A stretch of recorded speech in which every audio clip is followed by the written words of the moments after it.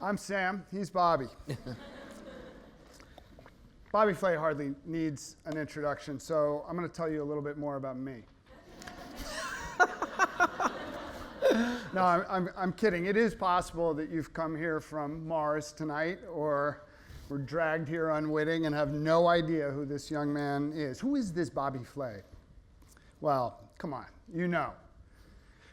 He's a chef, of course, a businessman, television personality, celebrity, a dad, a horse player of some repute, and an Irish-American New Yorker of good standing down to a great-grandfather who fought fires on the Lower East Side. You may remember, as I do, Bobby's cooking at Miracle Grill downtown, the launch of Mesa Grill, the arrival of Bolo, the arrival of Bar American, the launch of Gatto. Perhaps you've eaten at one of the 80 bazillion Bobby's Burger Palaces, or elsewhere in the Empire in AC or up in Uncasville. You may have read his books. You almost certainly have seen him on television, where he started out grilling and chilling, wears the uniform of an Iron Chef, and lately instructs viewers in the pleasures of brunch. It is the subject of brunch that brings us here tonight. Bobby has this new book out, Brunch at Bobby's, and you can buy it when we're done talking, and you really ought to, because there is a recipe in there for patatas bravas that will change your life. Really will. Awesome recipe. And we will get to brunch, I promise you, but not right away. We're going to start at the beginning, right here in New York City. Can you tell us your earliest food memory? My earliest food memory that I cooked or just ate? That you remember. Oh, wow, Sam, you're starting off with a tough one. That's a long time ago. Well, I think that my earliest food memory was eating really bad fish that my mother cooked from Sloan's Supermarket on 77th Street and 3rd Avenue. I'm sorry, Sloan's, if you're still there. But, I mean, you remember, like, this is 1960. I was born in late 64, so this is probably like 68 or 9 or something. And the fish in the late 1960s in New York came in it was wrapped in plastic in some blue styrofoam, and it was probably sitting there for like 6 or 7 days, and who knows when they caught it, right? And everything was sole, even if it wasn't. Right. It was just this white fish that was known as sole. And my mother would cook it for like, an hour and a half and put some lemon on it. My mother, who's 84 now, always yells at me for talking about her cooking, but I always say, like, that's why I got into the food business, because I needed to survive. My mother's idea of gourmet literally was opening a jar of, I love the fact that I can use brand names because we're not on TV, that she would open she would make pork chops that she would cremate, as she would call it. No trichinosis issues at all. There was no pink in the pork. And she would open a jar of Mott's applesauce and then like wink at me and say, okay, here comes the gourmet. And she'd walk over to the cupboard, spin the spice rack and put cinnamon in it and mix it in. She's like, there you go. Those are my early food memories. And restaurants? What's your first restaurant memory here in New York City? Wow. My first restaurant memory was a restaurant in New York City that was like on 7th Avenue. I remember it was downstairs, like where the subway station is now on 51st Street. So long ago. It was a German restaurant. No, it was 14th Street. I'm sorry. I'm hallucinating. It was 14th Street, and it was a German restaurant that we used to go for the holidays. Does anybody remember this place? Luchow's. Yes, thank you so much. New York crowd, New York fellas. Exactly, Luchow's. And like my family is, I always say we're 5 generations Manhattan. It could be 20 generations. I have no idea, but it's at least that. And so we always would go out. My grandfather, Willie Flay, would always take us somewhere in New York for certain holidays and Sundays, and so we had traditions. We would go to Luchow's like around the Christmas time. I don't think it was actually Christmas Day, but it was like that week.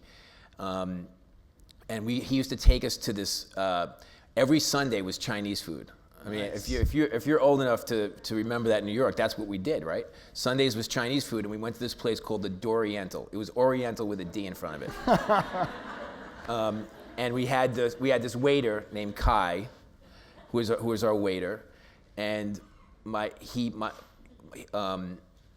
Kai always would like walk up to my grandfather and hand him an envelope like every couple of times we were there. I'm like, what is going on? Why is the waiter handing off like, and then like we'd get like this, we'd get great service, and I'm like, what is going on? And my grandfather was putting in his football bets for him, so he paid him off like every couple of months. So he gave him an envelope when he came into the restaurant. That's a real New York story. Yeah. Life at the Doriental. Right, and then the sparrows would come out. Everybody would be happy. That's perfect. So you grew up here on the Upper East Side, Yeah. Which, as probably many of you know, despite its reputation, kids can go sideways. And you, in fact, left school at 17. I did. How did that happen? And I just how left. did it lead to your next step? Were you bored? I was completely bored. I was not interested. I'm not going to say bored, because bored is really an easy way out. I wasn't interested. I just felt like it was not the place I wanted to go every day, obviously, and I didn't. I went to every Catholic school in Manhattan, between grammar school and high school. I'll list them for you. Ready? Yep. So, first and second grade was St. Gina Baptist on 76th Street, okay? Then I went to St. Monica's for like 6 months. I think the school closed. Then I went back to then I went to St. Vincent Ferrer for like 2 years, back to St. Jean's because they merged for 6th grade. Then my father did the worst thing you could do to a 6th grader anywhere in the world, which was he went to St. Ignatius Loyola, which was thought of at the time, and I still think at this time is really one of the better Catholic schools or parochial schools in New York. And he convinced the principal to let me into the school, except the rub was that I had to repeat 6th grade. Which destroyed me. Yeah. But I did it, so I went to St. Ignatius for 6th, 7th, and 8th. Then I went to Xavier, my father's alma mater, for high school. Somehow I got in, I'm not really sure how. And they threw me out after 1 year. And then my father marched me back into the school, begged them to give me another chance, and then the next semester they threw me out again. And then I was a pretty good athlete, so I was running, at that time I was playing basketball and running track. I walked into LaSalle Academy on 2nd Street. The track coach saw me in the hallway and said, "What are you doing here?" I said, "Well, I want to come to school here." I said, "I'll be right back." Walked into the headmaster's office. He's like, "You're in. You start Italian class in 20 minutes." And then I dropped out of there as a sophomore. That was the end. I got a million more questions, but for the record, that's the most Saints ever mentioned in the 92nd Street Y in the history of the organization.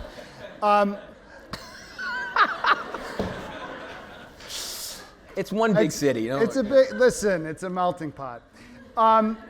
You ended up at Joe Allen. I did. I fell into it. What happened? My dad was a partner at Joe Allen at the time, and my dad, who is completely also who's 84 years old, but he is completely the opposite of me in terms of school. To this day, he's always trying to go to school to learn something, and very scholarly guy. Went to law school, practiced law. Then he became Joe Allen's partner, and he said, "Okay, well, obviously we're giving up on school. You got to go get a job. Like hanging out with your friends is not okay," which I couldn't believe. So 2 days later, he called me, and he didn't ask me. He told me, the busboy at Joe Allen's is going to be away for 2 weeks to go visit his sick grandmother. You're going to do the job for 2 weeks. When he comes back, he gets his job back. I did it for 2 weeks. Busboy came back. I was literally walking out of the restaurant, and the chef said to me, "Do you want a job in the kitchen?" And I said, "All right." I mean, I had nothing to do that day, so I said, "Fine." If I had something to do, like go hang out in the street corner, I probably would have said no. But I went into the kitchen, and then I just fell in love with it from there. And then Joe intervened and sent you along to FCI. Yeah, Joe, after about a year, it was obviously something that I wanted to continue to pursue, and he said to me, there's a new school opening up called the French Culinary Institute, and you should go. And I was like, well, I'll just stay here. And he's like, you can't learn anything else here. You need to go to culinary school. And so he paid my tuition. That's true, by the way, if you've eaten at Joe Allen. Yeah. It's great. No, but there's a limit. It is a limit, exactly. And now, listen, I don't want to shine you on, but now you have a scholarship at FCI. Now, it's been going on a decade. Those kids, where are they now? Well, I do it. It's very unofficial, and I don't even like to talk about it because it's sort of like a deal that I have with Dorothy Hamilton, who's the owner of the school, and the problem with it is that if you run a scholarship that has all these official sort of paragraphs attached to it, there's all these things that you have to abide by, and what I basically do every once in a while is when I see somebody or a kid that's a New York City kid who doesn't have the means that I think has a future, I just call her up and I say, I think I have somebody, and she says, okay. It makes it a life built on envelops. Well, it's just, I mean, it's you know what it is? It's a gut feeling, which is basically how I've been living my entire life. So it just makes it easier for me. So let's talk about that moment when you go into the kitchen. What was it about the kitchen itself, the work of cooking on the line, that held your attention in a way that school never did? I was working with my hands. I mean, to me, Andre Saltner, who was the great chef of Lutece, which was, it was the restaurant for so many decades in New York. He said to me once, we are craftsmen. We work with our hands. And I think that's the thing that I gravitated towards. I didn't want to learn about English and science and read books and study. I just didn't have the capacity for it. It just was something that I was not going to do. And when I actually pick up a spatula or a saute pan, a bottle of olive oil, some chili peppers, and I have it in my hand, it lights me up. And whether I'm cooking myself or teaching someone, I always say, like, when you're going to show somebody how to cook, don't tell them, show them. And it just gives me one more opportunity to use my hands and get in there. And so that's what really lights me up. Okay, so then 6 years goes by, and you're running the kitchen at Miracle Grill. Like, you're 23 years old. You're living in New York City. Can you paint a picture of what your life was like then, where you were living, how those days progressed? I was living, when I was at Miracle Grill, I'll tell you, what I did was I was working for Jonathan Waxman before that at Jams and Buds and Hulot's, which was his French bistro. And Jonathan, working in Jonathan's kitchens was really the first place that I learned about good food. I mean, really good food and really great technique and what ingredients really meant. I mean, he was really the first person to bring that sort of California sensibility to the East Coast, and I was lucky enough to work with him for a few years. And when I was about 21 or 22, I'd been working already for 5 years in the kitchens.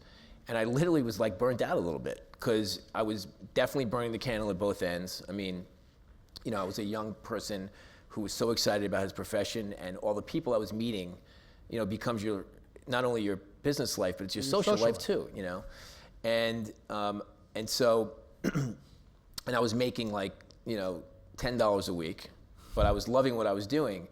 And then some of my friends started getting in the financial world, and they were buying apartments, and I was living with like 4 roommates, and I was working way more hours than they were. I was like, you know what? I'm going to try the Wall Street thing. Do you know this? Yeah. Okay. So they don't. Okay. So I went to work at on the American Stock Exchange as a clerk, where I made $180 a week, and I hated it. It was just so the opposite of what I had come from. And so I did it for like 6 months, and then, I quit, and I opened Miracle Grill. I didn't open it. It wasn't my restaurant. I was hired as the chef. And now, I mean, I don't suppose that there are or can be typical days in the life of Bobby Flay today. You got a lot going on.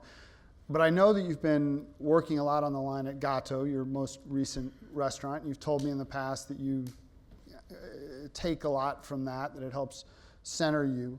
But you do have a lot else going on from television. You literally have horses to feed. Yeah. can you, to the degree that it's possible, take us all through a day in the life of a typical Bobby Flay day? We can divide them between TV days and non-TV days if you like. Well, I have a production company which helps in the scheduling of shooting television. And, I have commitments with the Food Network where I have to get certain shows done during, a particular time or a calendar year. So for instance, like last week, I shot 17 episodes of Brunch at Bobby's. Okay, so let's just get the numbers right. Last week, which I think has 7 days in it. That one had 8 days in it. 17 episodes, 17 brunch. That's a lot of brunches, even for people like this who love brunch. That's a lot of brunch. It is a lot of brunch, a lot of eggs, a lot of cracking eggs. Yeah. But if I'm not mistaken, last week you could also be spotted on the line at Gatto at night. Yeah. I mean, like I always say, I joke around with my production crew. It's like we finish the shows. They pick me up at like 6:30 in the morning or something like that. And, we shoot and we're done. We can shoot, 2 shows. I'm probably done by like 2:30. And if we shoot 3 shows, I'm done by like, 5 o'clock or something. And then I go to my real job. I go cook. And those are long days. I don't have days like that all the time, but I have plenty of them. That said, I'm not complaining about it. I'm such a lucky person that I can actually make my living with the thing I love, almost more than anything but my family, which is food. And so whether it's shooting it on television or cooking in my restaurants or or doing the books or whatever it is, it's all very focused on that one subject. How much time do you spend doing the books? Well, I have Stephanie Banyas has been my assistant for a really long time, so she really sort of runs the business. She doesn't run the business, but she will come up with it's really great to have her because we'll come up with titles of recipes or even just what's the book going to be. So it's going to be brunch. So okay, here are the recipes. We take things from the restaurants. We take things I've made at home. And I can say to her chocolate chip pancakes with XYZ, and basically she'll hit it spot on from a recipe standpoint, like 99% of the time. I'll look at it and I'll say, you know what, I add some vanilla to it. I don't want to put this in it or something like that. But having her next to me to be able to accomplish those kinds of things, and she helps write the recipes for the shows too. I mean, it's all sort of in the same vernacular. So this is a big, long day that you've described. Shooting a lot of TV, then moving on to work at the restaurant. Those TV shows go out into the airwaves and have their intended effect. And it's incredible. I want to take a moment, and I don't know the degree that people ask this question, but I want to ask about fame. I've known you a long time. We're both New York kids who grew up here, and I reviewed your restaurants early on and at New York Press when we were starting out. We had a lunch together probably 25 years ago. And 25 years ago, there were people pointing him out on the street. This woman shrieked a little bit. And it was kind of cool, but also unsettling. And now, or for me, and now, because I thought it was for me, maybe? No. And now, 20, 25 years later, what's it like functionally, day to day in this city, this very forgiving city to fame, to be fair, but what's it like to live that life? Well, I mean, it's exciting, but it's New York has been very good to me. I would say that I've lived here basically every single day of my life, with very few exceptions, and I love it more and more every single day. And it's really about the people. It's about the people who come to my restaurants, the people that talk to me on the street. There's no place like it, and it's the place I'm the most comfortable.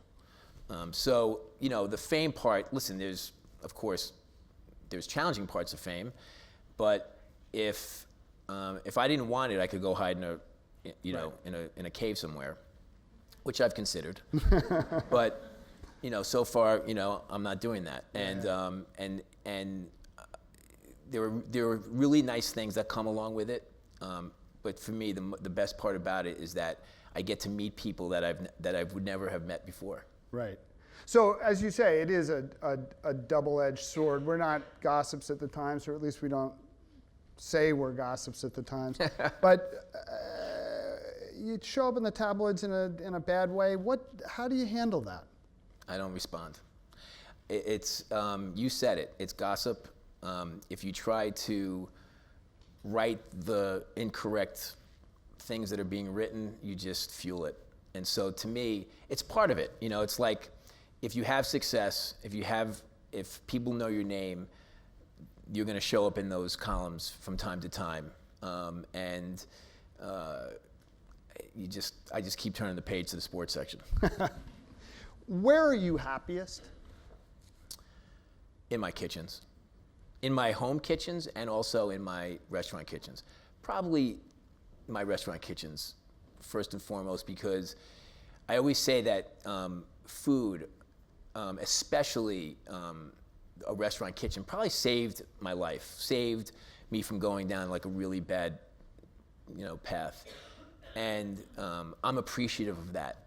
And so I always give back to my kitchens in a way. And it's whenever I walk in, whenever I feel like I need to ground myself, or I need to, or if I'm feeling overwhelmed in any way, or I'm feeling sad about something, I know that if I put my apron on and walk into any one of my kitchens, that I feel like I'm home. And it settles me a great deal. Now that said, a lot of journalists, not you, but a lot of journalists have asked me, what do you do to relax? And I basically say the same thing. I cook.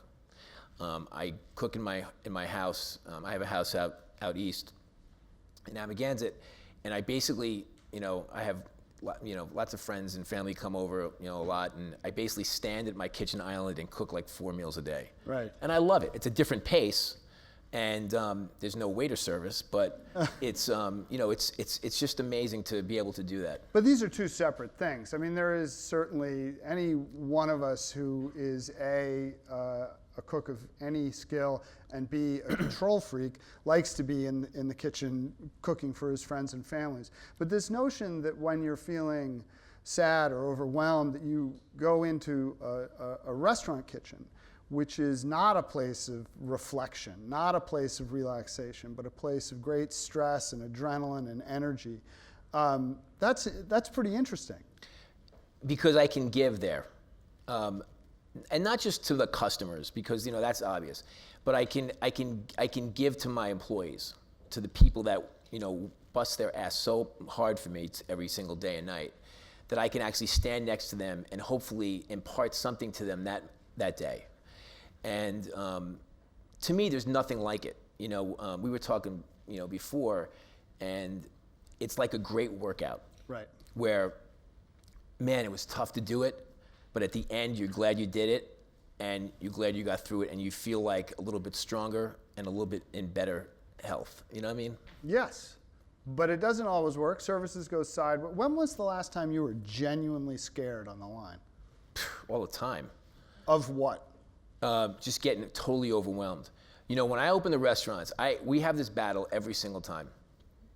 When I open any restaurant, I'll just give you Gatto, for instance.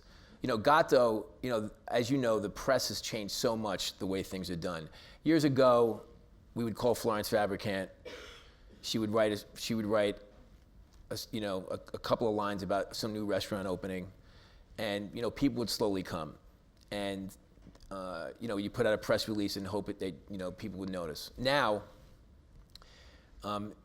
if there's a whiff in the air of something, it's all over the internet immediately. You can't do anything. So this year,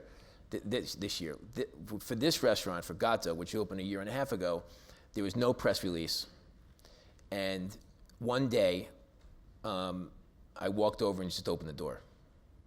We didn't make any announcements. We didn't take any reservations. I just opened the door.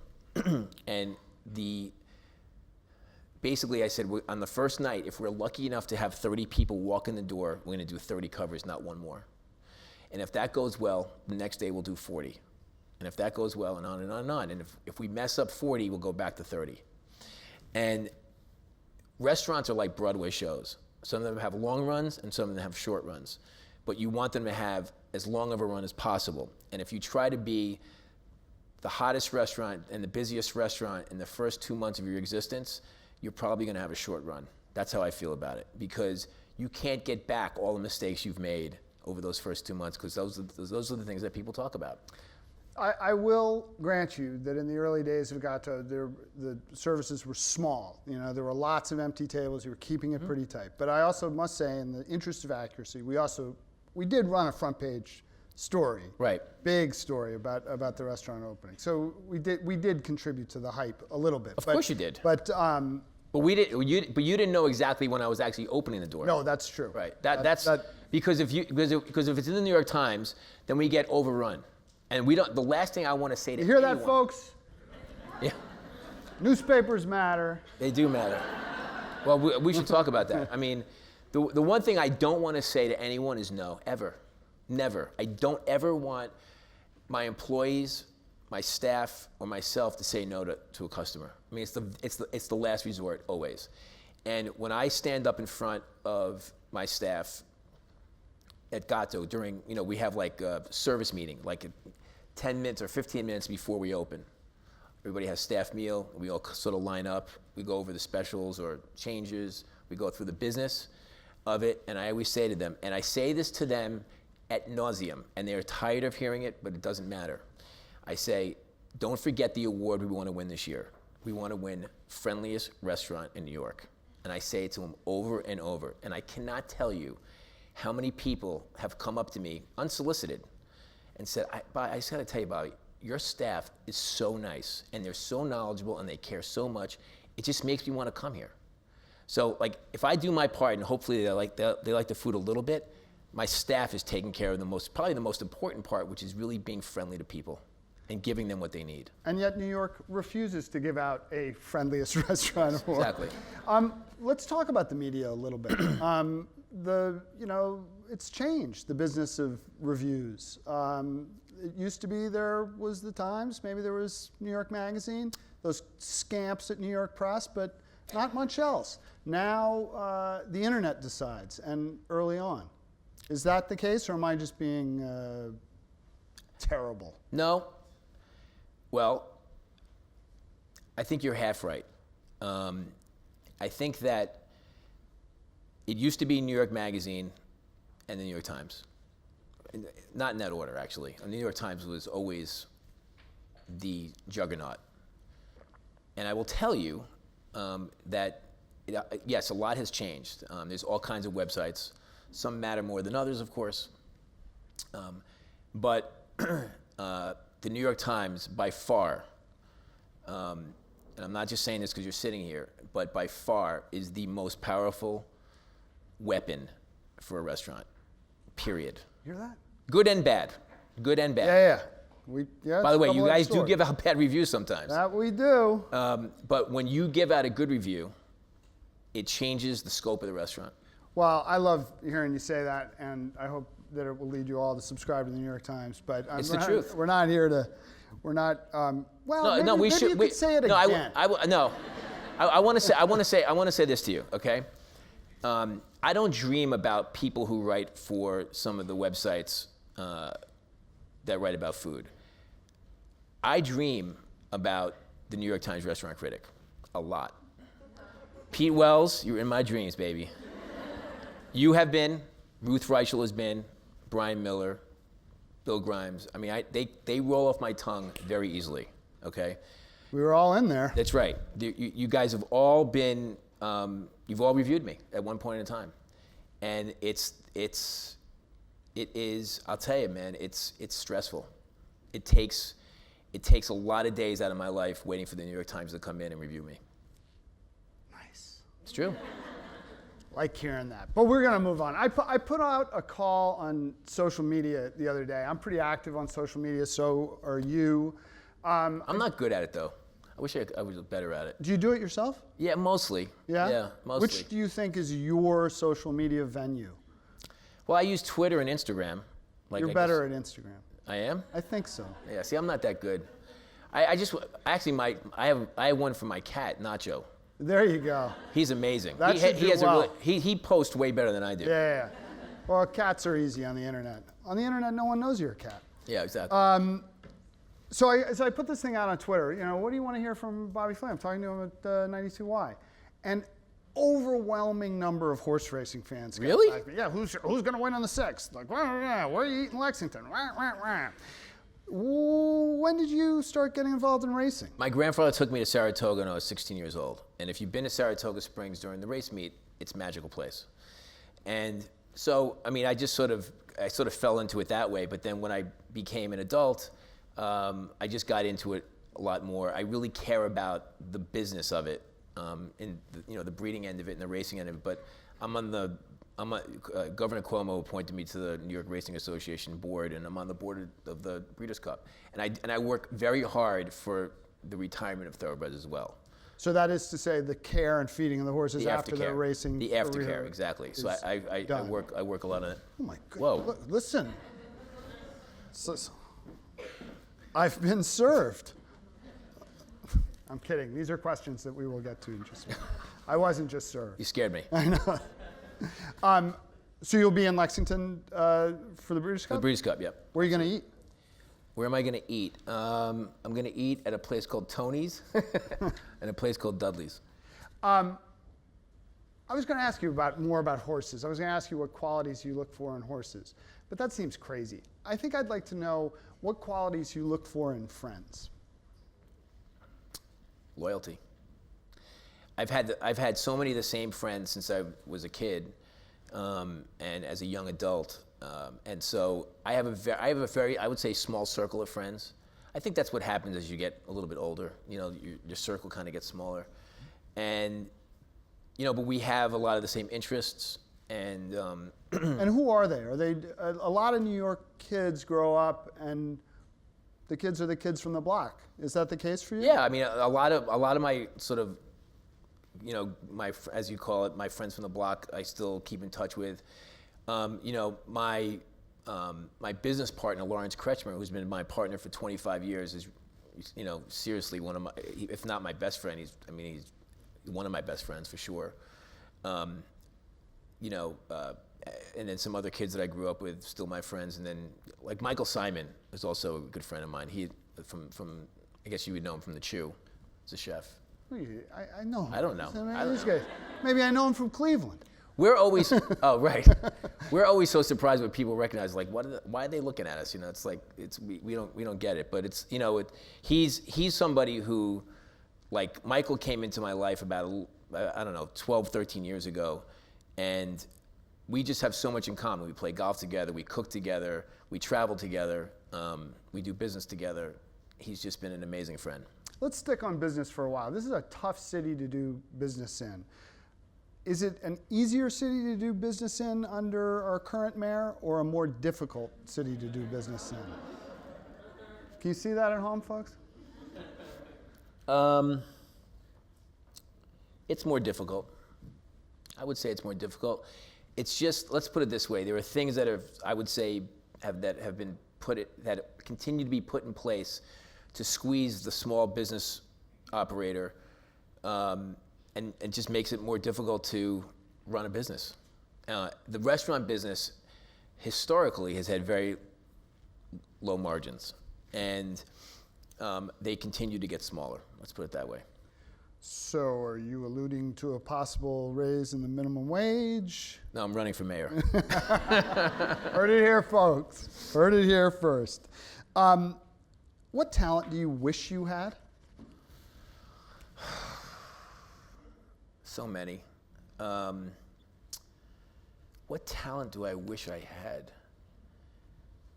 Well, I wish I was a little bit better basketball player, because that would be totally fun. I wish I was a better pastry chef. And it's almost like school. It's like I'm afraid of flour or something. And so I don't deal with it that much. And I hire really great pastry chefs. And I say, this is what I want to see on the menu, and they make it. It's like, that profession is it almost has nothing to do with cooking savory food, except that you're actually in the same kitchen somewhere, and you wear the same clothes. It's like electrician and plumber. Uh-huh. Like, you can't. You say to the plumber, "What do you mean you can't fix the light?" Well, I don't know. I'm not an electrician. I do the plumbing. It's the same thing with pastry chefs and savory chefs. Now that said, there are some that can do both. I just wish that I wish I had the attention span to be better at it. Interesting. The attention span or the ability to focus on the craft. Yeah, because as you know, I mean, pastry and baking is very often very exact. Yes. And you have to measure. I hate measuring. I mean, I just hate it. I mean, I just like to see. And also, here's the other thing I don't like about it. You put it in the oven, and all you do is think about is it really working? Like, when I'm cooking on a stove, I can see it. You can watch it. I can tell you right now if it's working. If it's not, I'm going to throw something else in there to fix it. You can't do that with baking. It's like can't fix a pie. Yeah, I think it's a control thing. Undoubtedly. Yeah. Now let's play a game of word association. I'm going to say a name. You're going to respond. Oh God. All right. Alton Brown. Brilliant. That's the end of that game. That's it? That's it. I'm not playing that game with you.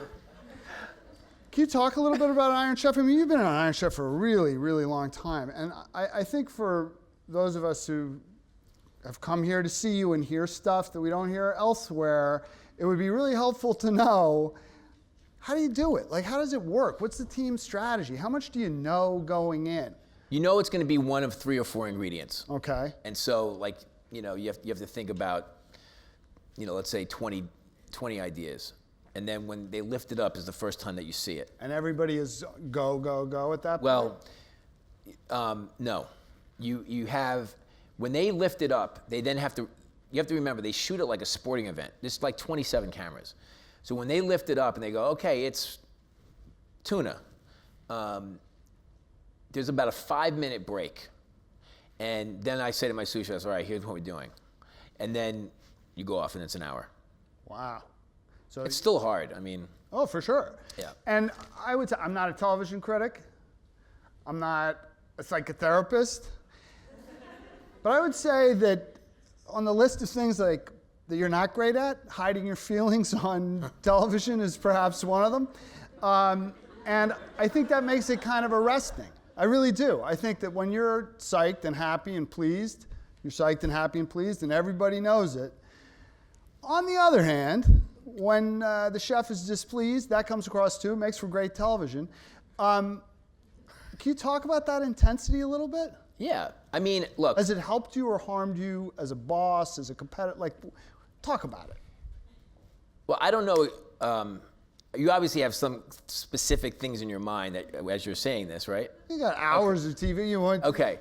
Well, let me tell you how I feel about it. Would you jump up and down on top of it? That was a long time ago. I know. No, I'll tell you. There was one. There was like a pat. I'm not going to refer to it. He jumped up and down because he won. Everybody went crazy. I lost. Oh, you lost? Yeah. Well, still, he jumped up and down on the thing. People are like, oh, no, cutting boards are sacred. Whatever. So the thing that I'm thinking of was literally just a pass where you were just a little ticked off, and you snapped at somebody because they were too close, or you got to hurry it up, or something. You mean on my really staff? Small. Yeah, in there. Oh, yeah. No, well, not at the public. No. You're perfect with the public. No. Thank you. No, it's when you're in the heat of that battle. I mean, the time is going fast, and you have to rely on your sous chefs to do a lot of the work and everything. I mean, sometimes there's not a lot of time for pleasantries, and you just have to be like, what? It's not ready, you can't believe it, because a lot of times I'm working with my back to them, and I think that what's happening is one thing, and then when I turn it's around, not happening. and then when Alton Brown says, and there's 45 seconds remaining, and I'm like, wait, the tart's not out of the oven yet? We need to go, we have to go. So yeah, I mean, I would say that in any kitchen, there's an amount of firmness sometimes, but the one thing that I don't mind, and people ask me this all the time, is I don't mind losing. I think, listen, I had a show called Throwdown that was basically, that I basically designed to lose. And it was, that's a comfort to know, because you lost a lot on that show. I lost a lot on that show, but it wasn't really about winning or losing. In fact, when I actually pitched the show the first time to the Food Network, I said, I don't want to have a result. Why don't we just let the viewer decide what they, almost like when you're leaving a movie, you're watching a movie and it ends abruptly, and you're like, it's over, and you're walking out of the theater, and you're trying to think about what really happened after that. Right. I kind of wanted something along those lines, and they were like, absolutely not, this is America, we need a result. I was like, fine. So, and so I gave anybody on Throwdown any opportunity they could possibly have to beat me, because that's not what it was about. To me, it was about showcasing people who are really great at this one particular thing. And for the most part, they were home cooks, right. So it's like I didn't want to create some show where this big bad chef goes around just knocking people down. It's not what I'm about. It's not called Beat Down. No. Right. Now, Beat Bobby Flay is different. Yep. Because those are professional chefs, and all they want to do is beat me. So I'm like, all right, let's go. All right, let's talk a little brunch, and then we'll take some questions from the audience. It would seem, frankly, fairly anodyne subject for conversation, but I want to spice it up a little by starting with this question. Brunch? Yeah. Really?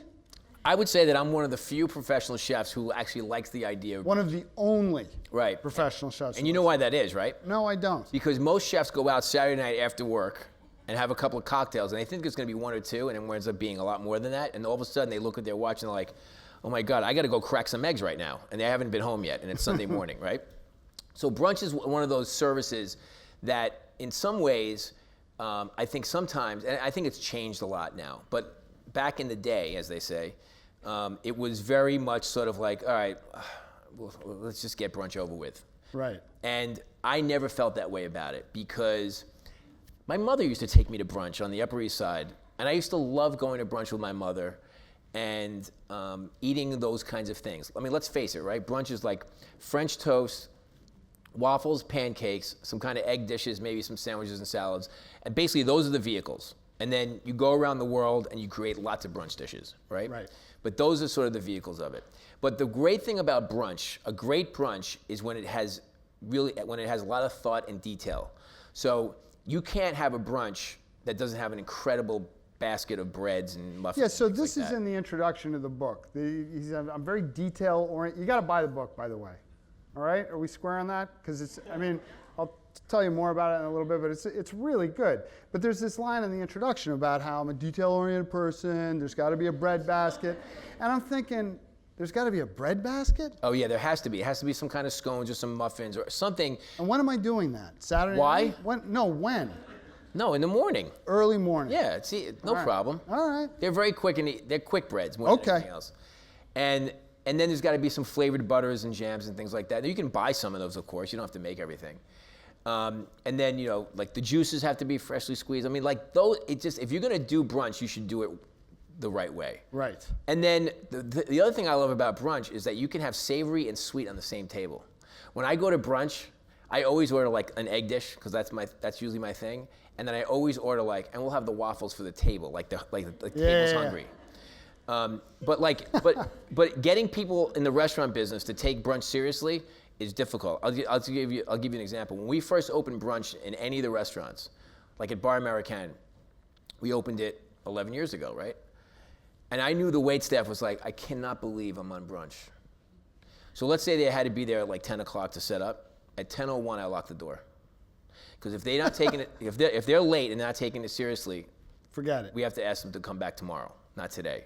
Because I want people to understand that I'm taking it seriously, and I need you guys to take it seriously too. Because the other thing about brunch is a lot of times people come in and they're tired, or they have the kids and somebody's crying, and there's a stroller, and maybe that's just my house. Right, and maybe somebody's hungover, and how come I didn't get the New York Times, and on and on and on. I mean, brunch is like, you have to take care of people. So if I don't have my team taking it seriously, we can't have a good service.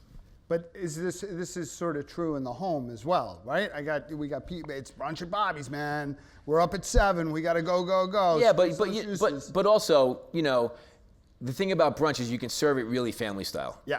Just listen. Let's face it. Like once one pancake comes out, nobody's waiting around for the rest of them to be made. People are starting to eat them, and that's what's great about it. Well, and also this notion of having these sort of like casserole-ish egg dishes. There's the stratas. There's a great strata recipe in the book, which I think I've mentioned, and there's actually, you said this on the show, on the TV show Brunch at Bobby's. We said the great thing about a strata is you're not stuck there rolling omelets all morning. Exactly. It's a casserole. That's kinda great. Put it in the oven, take it out, and serve it. Talk about this policy of the Bellini bar, of the Bloody bar. I kind of like that notion. Again, it's just an interactive thing. It's like I do the same thing with burgers, where I make a bunch of burgers, put out different condiments and things, and then people just kind of make their own burger after you kind of get all the foundation done. The same thing with like a Bloody Mary or Bellini's. You know, you put out the Bloody Mary mix and you create like different, you know, spices and vegetables and things like that, pickled things to go along with it, and people do what they want. Can you watch football during a Bobby Flay brunch? Do I? Can one? Yes, absolutely. Excellent. Absolutely. And what role does the newspaper, and by newspaper, I mean the New York Times. No, I'm kidding. You should read the New York Times during brunch wherever you eat it. Couple technical questions, and then we're going to go to the cards. In your recipe for croque madame, an excellent recipe, by the way, at the end, when we're cooking the eggs at the end, you have like 3 of them in a pan. Now, when I crack 3 eggs into a pan, I end up with 1 fried egg with 3 yolks. What's the technique? How can I get all 3 of these things done? Just take it off the stove and after the eggs are cooked, and take a cookie cutter and just cut it right out in the middle. Then you have a perfectly cut egg. That's it. You learned something. That's good. I like it. I'm going to do that right away, and then that'll look. Oh, I like that technique. All right, let's take some questions from the audience. What's your favorite burger in New York City that is not your own? J.G. Mellon's. All right. A kid from J.G. the Mellon's Upper got East the Side. biggest applause of the whole I night. know, that's unbelievable. Yeah. I don't blame you one bit, by the No, way. that's a good burger. So many people have food sensitivities these days to gluten, dairy, etc. How much are you changing your menus or noting that the dishes that accompany them are loaded with gluten or what have you? I mean, the thing that I've noticed about my menu, like especially at Gatto, is that I'm cooking a lot more vegetables than I used to. And it wasn't a conscious decision. We have to cook more vegetables. When I was writing the menu, I just found myself doing it. And the number 1 entree, undefeated, every single day since we've opened the restaurant, is a kale and wild mushroom paella, which is completely vegetarian. And so it just says that that's what people want to eat. Yeah. Did I mention those patatas bravas? Because I made that. I was testing recipes. I made that thing, and that was my dinner. It was awesome. Thank you. Oh wait, I forgot to ask you. What's your favorite ice cream? Brand? Hey, listen, man. What's your favorite ice cream? I'm a Haagen-Dazs guy. All right, New Yorker. But I also have to say that I like Shake Shack's custard. It is good. The concrete, Yes. as they call it in the Midwest. Like Danny needs a little more praise. Yeah, exactly. Have you heard of this kid, Danny? Shake Shack is seriously struggling. Yeah, that one in the UAE. I don't think that's going to make it. Yeah. I'm kidding. It's totally making it. What's your ultimate goal? Oh, man. Other than running for mayor? You know what? I can't decide if this is good or bad, but I feel like I've met a lot of my goals. And like, I was just talking to a friend of mine not too long about this, and it's a little bit of a problem because I'm not ready to retire yet, although I keep thinking about quitting. But what am I going to do? So I love so much what I do every single day. And I always wonder, could I not do it professionally and just cook at home every day? But I'd get really fat. Yeah. And I'd probably get really bored. My goals usually are very simple. They range. I mean, when I was a kid, I was like, one day I want to open my own restaurant. Okay, so I've done that. So, right now I think that in the back of my mind, I keep saying I'm never opening any more restaurants, and then as I said to Sam earlier today, I was like, and then I find myself looking at spaces all the time. And so I think that as Gatto has been sort of the next version of Bolo, I think I want to open the next version of what Mesa Grill was. Ah. Yeah. So it won't be called Mesa Grill, but right, it would be. But it would reflect. It will be the heart and soul of 2016, let's say. 2016. That's next year, Bobby. Well, yeah. Is that a promise? A short-term goal. Ah, I like that. So, a new Mesa Grill with a new name. I like it. You ever coming back to Maroney's in Northport? I've never been there. Oh. Now, he beat me on a throwdown for meatballs, handily. His meatballs were great. And I've never been there, which is, everybody tells me how amazing it is. I mean, seriously. I guess all the let's time. go. I know, let's go. We'll get the car and go. Was that, this question wants to know what your most challenging dish on Beat Bobby Flay was. But was that your most humiliating defeat? Which one? The meatball challenge? No. What was your on Beat most... Bobby Flay? Yeah. Oh, no. He beat me on throwdown. Sorry, on throwdown, which one hurt the most? Which one hurt the most? I don't know. The puffy tacos? In San Antonio? Yeah. Not really. I mean, none of them. I basically rooted for every one of my competitors in throwdown. Oh, this is a good one. Did you identify me when I came in to review your restaurant? You didn't? Back in the day? No. Well, you didn't review me at the Times. No, I was in New York Press. What did you care? I was just another bald white guy. What do you think of the state of food criticism as the second part of this question, including food bloggers? We've talked about this a little bit. It's part of the life that we've chosen, as they say. Yeah, you know, it's you know, listen, it used to be the New York Times and New York Magazine. Now, it's New York Times, New York Magazine, and every food blog and every customer. Yelp. Right. I mean, it's just you, and so in some ways, you become immune to it because you're like, just put every dish out like it's your last. You know, we don't. Yeah, of course. And the New York Times critics in the restaurant, and we know it. Yes, I might be looking at that dish a little bit differently than maybe the one that went out before, of course, because how could you? Did you make all of the critics over your career? Did I make them? Yeah. You mean the Times? Yeah. On first visit? Our goal, Yes. by the way, as critics, is just like if we can get half a meal not made, that's a big win. Yeah, you don't. Listen, it's our job Yes. to know where you are every day of your life. I know. We put chips in their ankles. It's a little. But there's pictures of the New York Times critics all over the restaurant. Yeah, mine looks big thumbprint right there. What is a major mistake that has happened to you in the kitchen, and how did you recover? A major mistake. Major mistake.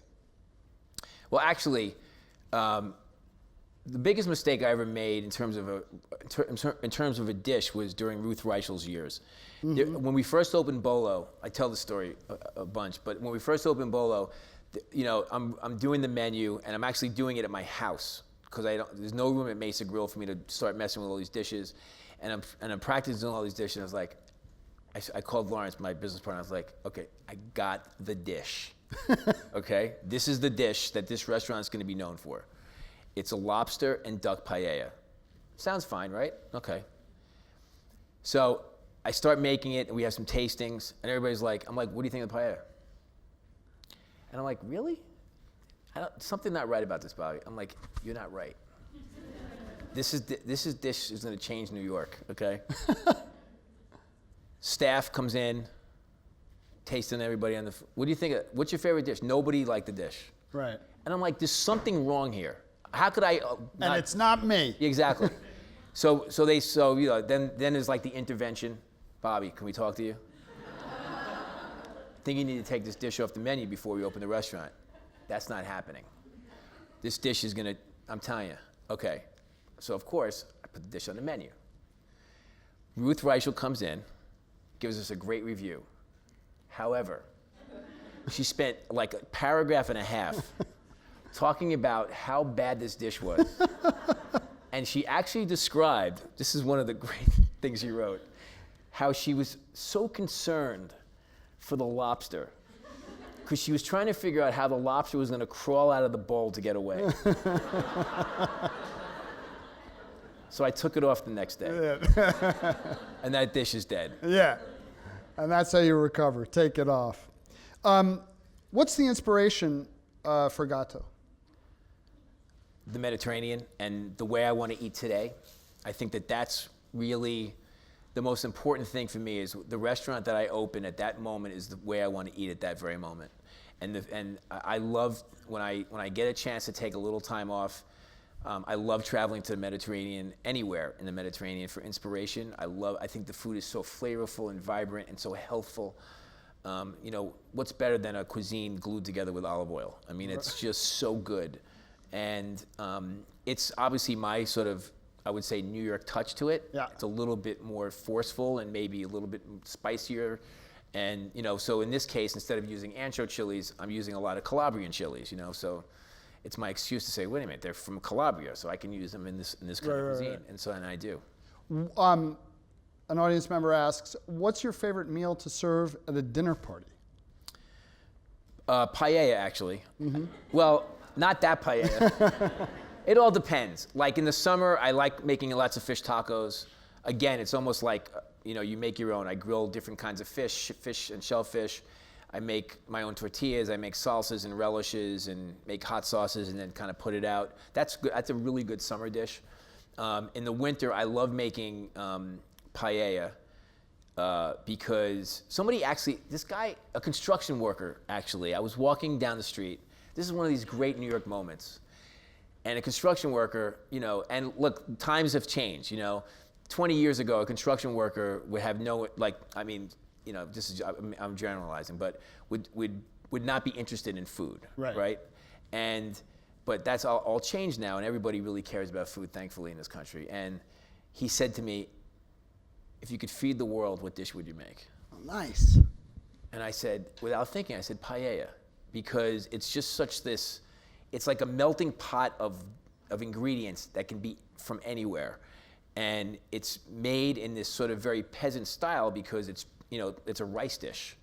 And it has great texture. You get that sauerkraut on the bottom of the pan, so it's crusty and it's fluffy and it's flavorful. And, you know, you can make a paella and in any place in the world, I think.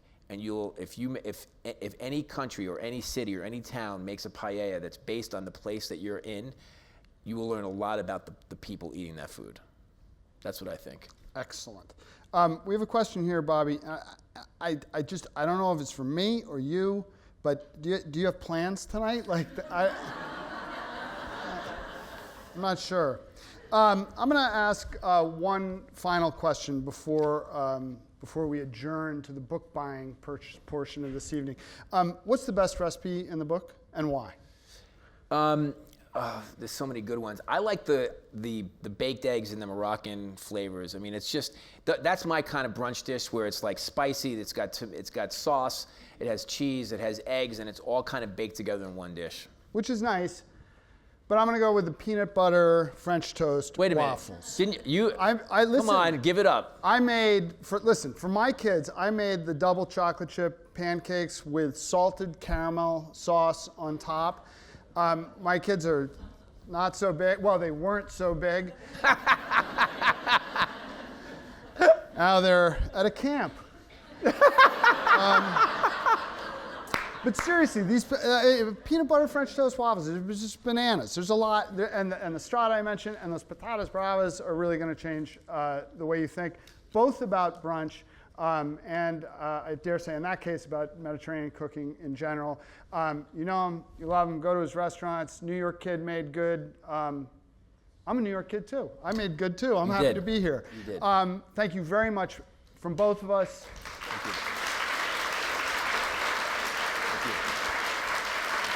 Go buy those books, folks. Thanks. Roberto? Appreciate it. That's good.